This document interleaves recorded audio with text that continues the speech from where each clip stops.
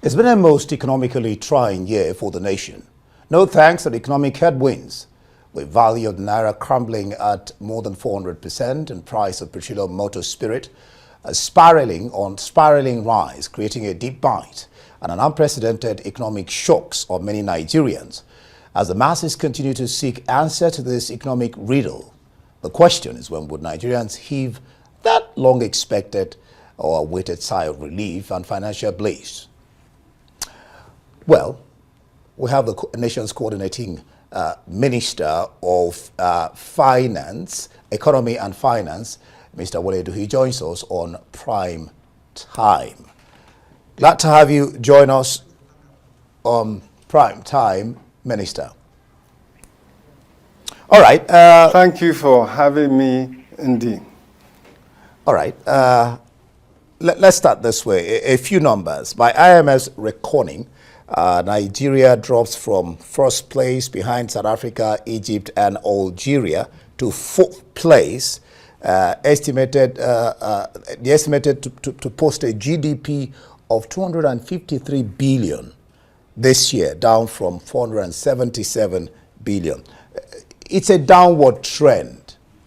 What do you make of this trend, and how are you intending to correct this trend? Thanks very much. I think it depends the figures you're looking at. I very much disagree with the relatively gloomy picture you have painted. I think if we look at the evidence, we look at the data, we look at the information available to us, if anything, the Nigerian economy is stabilizing and is indeed set to move on an upward trajectory. You talked about the 20 billion stimulus that was announced today. It's actually, you called it a stimulus, but let me put it in context for you. We were talking about the medium-term economic expenditure framework that was recently passed by the National Assembly.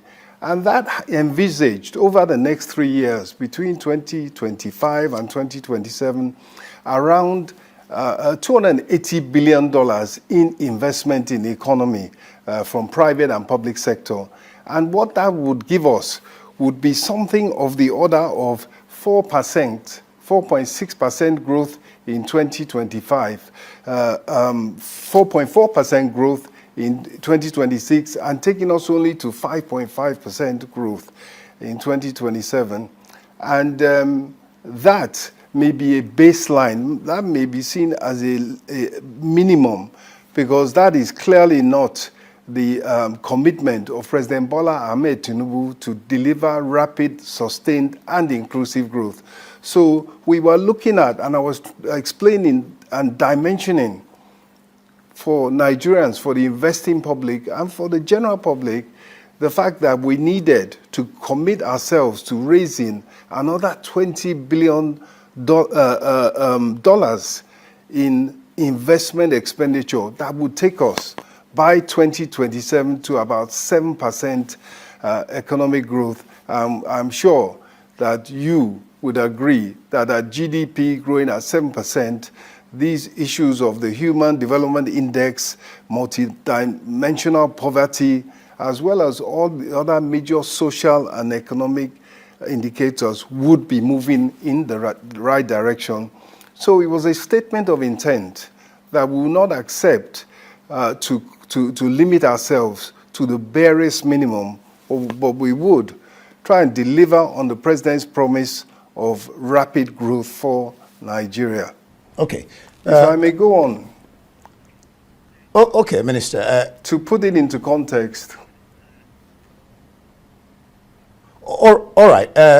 This administration has an ambitious plan. I mean, that's what people are calling it. Ambitious plan to reduce headline inflation from 34.6 to 15% in 2025. Yet the intervention disbursements are contributing to high money supply.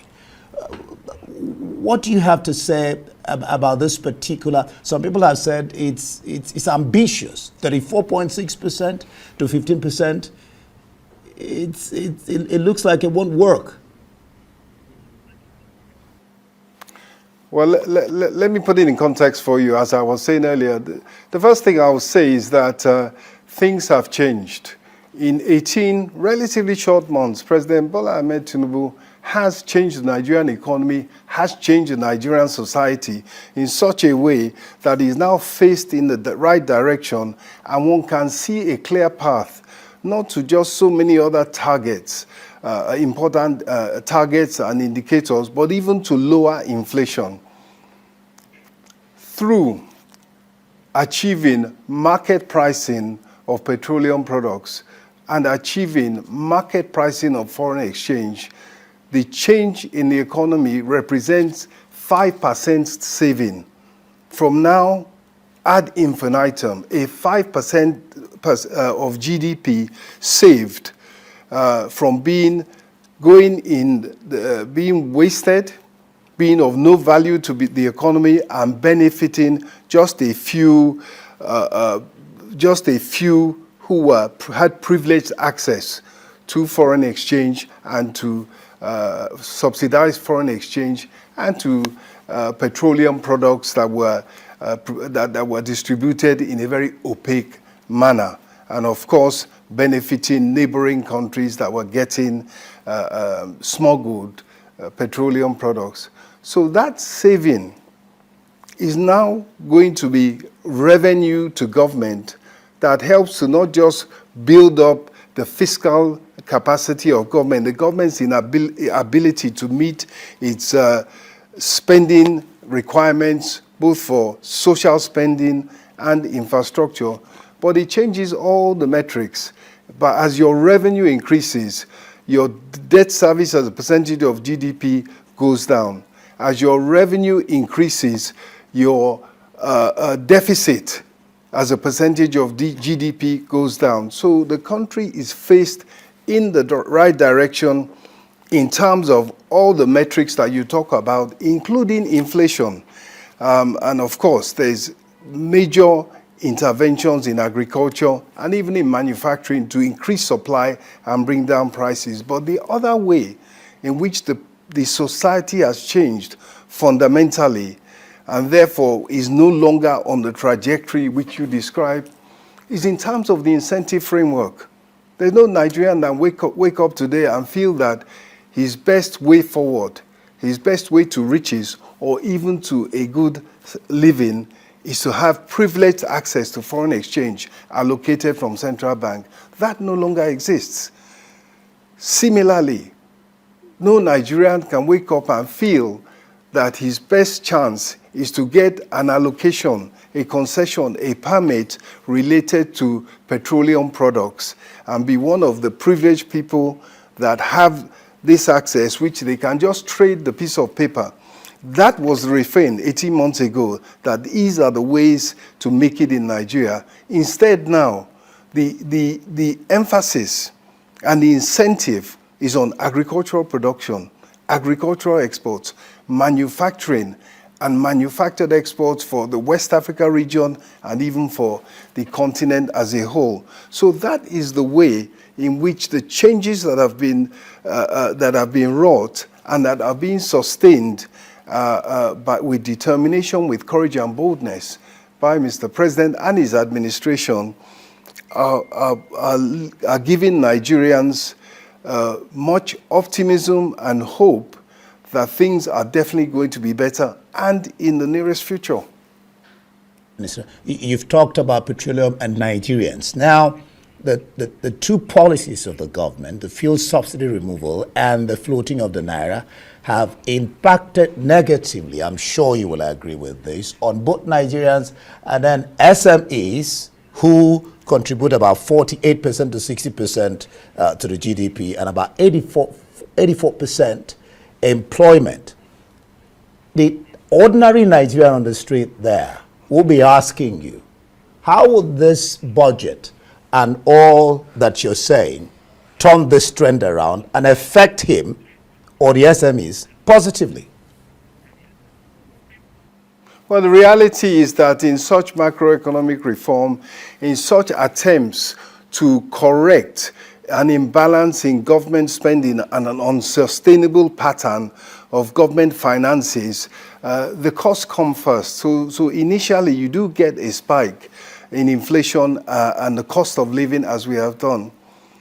But it was His Excellency's commitment, even while campaigning, even while president-elect, not to talk of when he became president, his commitment was to ensure that he intervened to assist Nigerians through that cost of living spike, in particular the poorest and the most vulnerable. So all the sectors have been helped. Agriculture, there was release of fertilizer, there was release of food, there was release of grains, and of course, there's assistance financially by bringing more acreage under production in the agricultural sector. For the individuals, for the poorest and most vulnerable, the direct payments, which have now reached 25 million households, a series of direct payments efficiently made. As we know, at first, that all-important exercise didn't go according to plan and went back to the drawing board. And we now have a process whereby the beneficiaries on the social register that are intended to receive a series of direct payments into their accounts are uniquely and biometrically identified through being given a NIN, and they are digitally provided with the funds by a BVN through a bank account or a digital wallet. So you have a very robust system that will stand the test of time for intervening directly and helping Nigerians who, when they receive those funds, can decide what their priority is. When we move to the manufacturing sector, the all-important manufacturing sector, the smallest enterprises, in fact, were given grants. 50,000 naira grants were given to 1 million small enterprises. Secondly, for the medium and small-scale manufacturers, they were given 75 billion naira's worth of, as a group, funding at 9% at a concessionary rate compared to the 30% rate that is the market rate. And similarly for large-scale manufacturers. And in fact, just the other day, there was a tweak in the fact that the limit used to be 1 million naira for the small and medium-scale enterprises. The 1 million naira was the limit they could borrow. It was increased to 5 million because that was more practical given where we are today. So there is help for the individual, for the agricultural sector, for the manufacturing sector, and of course, in the oil and gas sector, we have seen an improvement in the investment regime in that very, very competitive but very critical sector. Given where we were, the shortest route to increased revenue, increased foreign exchange to stabilize the exchange rate was increased oil production. And to encourage that, fiscal incentives, tax incentives, administrative changes were made, and the result has been there to be seen. The positive results are there across the board. But in the oil and gas sector, the Total has come in with a multi-billion-dollar investment. Shell, which had been looking at, was engaged mainly in divesting from the onshore activity, announced a $5 billion investment. And the same is occurring across the different sectors of the economy. Just yesterday, we had a meeting with the healthcare sector, and it was a presidential initiative on unlocking the healthcare value chain with a commitment and an aim by 2030 of producing most of our, 70% in fact, of our drugs, our pharmaceutical products and supplies in Nigeria. And already there's a $5 billion pipeline of investments awaiting investors in that sector. So things are definitely on the move. There is a change. for the better. Okay, I'll come back to agriculture because the president says food security not negotiable. I'll come back to that, but let's talk about two things here. On a per capita basis, Nigeria's budget is considered too weak for any meaningful impact on its citizens and on the economy. And then, I gather, if I'm wrong, correct me, that the government intends to rebase GDP, CPI, inflation data by 2025. Is that the case? What real impact, if any, will this have on the economy? Take these two questions at the same time, Minister. Thank you. I think in terms of rebasing, that's just a normal thing to ensure that your figures are in line, and so that's something that is done roughly every 5 years, and it's just a statistical norm. But in terms of the fact that the government budget is relatively small compared to African peers, not to talk of the rest of the world, yes. Government spending at 15% of GDP, government tax revenue at 10% of GDP is far, far too low. And that is why the cause of that was the wasteful, inefficient, and opaque manner in which the foreign exchange of the country used to be allocated, and in which the subsidy regime used to be implemented. And you recall, I said at the beginning that what has been achieved is a recovery from a few pockets to the pocket of Nigeria, to all Nigerians, 5% of GDP, roughly $15 to $20 billion annually. And that, of course, is going to speak to giving government a higher amount of revenue and a higher budget to spend. And in addition, there is a tax reform process currently underway. The legislation is working its way through the National Assembly, and that will, in addition, raise tax as a percentage of GDP to somewhere near the level of our other African countries and other countries, not to talk of other countries around the world. It will still be below the 60-70% of GDP spending that you get, for instance, in the European countries, but it will be a step very much in the right direction. Talked about reforms. The talk is that the reforms of the president has in very many ways pauperized Nigerians with the attendant cushioning policies, no attendant cushioning policies, as it were. Even the promised CNG buses, you don't see them. And then you talk tax reforms, and then you're proposing increase in VAT. I mean, this is making a bad case worse. Not at all. I don't think so. I think the CNG rollout is underway. The buses are being have been ordered, are being assembled, are being delivered, and are being distributed. And in the first instance, it is the labor unions in particular and student unions that have benefited. And even today, we made arrangements to make more available to them. But let me put in context what you say is making a bad case worse. Without the steps that were taken, what was the situation of Nigeria? Living on overdraft, headed for a fiscal crisis based on the fact that oil revenue was low, theft was rampant, insecurity plagued the land, both in the and negatively affected not just the social life, agriculture, negatively affected the all-important oil sector. That was the situation. And in turning that situation around, and as I say, stabilizing government finances by taking what a few had and giving it to the many, it is something that governments around the world are struggling with. being able to balance their finances, being able to put government expenditure and revenue on a sustainable basis. If you look at Europe, if you look at the likes of France and Germany, that is what they are struggling with now.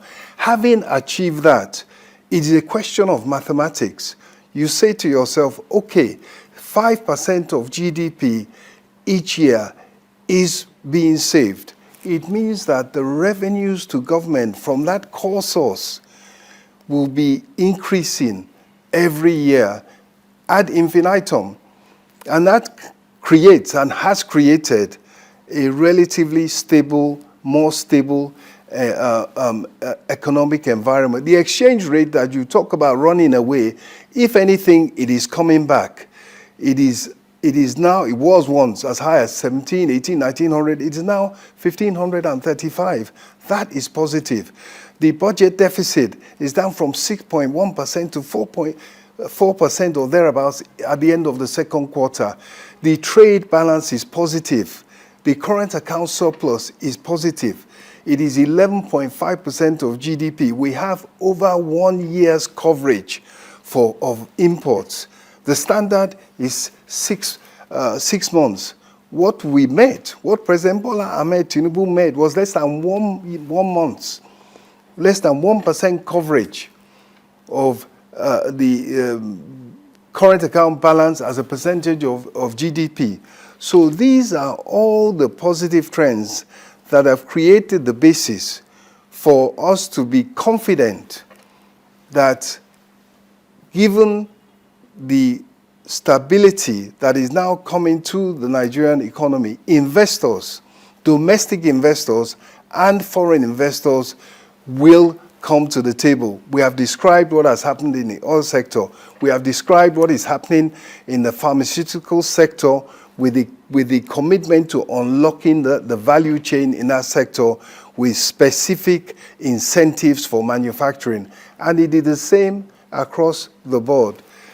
For the first time in 3 or 4 decades, we have in Nigeria domestic refining of crude petroleum, not just to give us petroleum products, the likes of PMS and diesel, but in addition, agriculture, fertilizer, and all importantly, petrochemical production. All right, Minister. Petrochemical products that provide the basis for industrialization by giving raw materials for pharmaceuticals, for textiles, for building materials, for paints, for chemical industries. So those are the positives that we need to focus on so that these are opportunities for Nigerians to take advantage of. Thank you. Let me come in here. Last year's budget has been extended by 6 months, distorting the January to December cycle. Even that is underperforming by 50%. But the Deputy President of the Senate says if this budget is well implemented, it will revolutionize Nigeria and its economy. But that's where you have the sticking point, implementation. So what guarantee or certainty do you have that this budget will be implemented to the letter to affect the economy and the life of Nigerians? Well, as you know, the budget is a statement of intent. And as I said earlier, the commitment is not to meet the budget target of 4.6% growth per annum. The target that we are saying will take us to where we need to get to, and where President Bola Ahmed Tinubu is committed to taking us, is actually 5.5%. So we not only have to implement the budget, we have to crowd in a lot of private sector investment to ensure that we grow the economy at the rate at which we need. So we are confident that, given the work of the economic management team, given the preparation that has gone into the medium-term economic framework, that this budget will be diligently executed. And above all, it's so important to emphasize that what is the basis of a budget? It is revenue. Where is Nigeria's revenue headed? up. Why? Because we have stopped, the president has stopped the hemorrhaging. He has stopped the loss of 5% of GDP, worth $15 to $20 billion a year. And that will just be accruing and growing and available to help implement the budgets, the medium-term economic expenditure framework, and indeed the plans, strategies, and programs of the government of President Bola Ahmed Tinubu. Briefly, before we let you go, why is Nigeria engaging in very expensive Eurobond borrowing instead of cutting cost of governance? This administration is the biggest so far, and then maybe selling off idle assets with its attendant high yields. Why? Just briefly, Minister.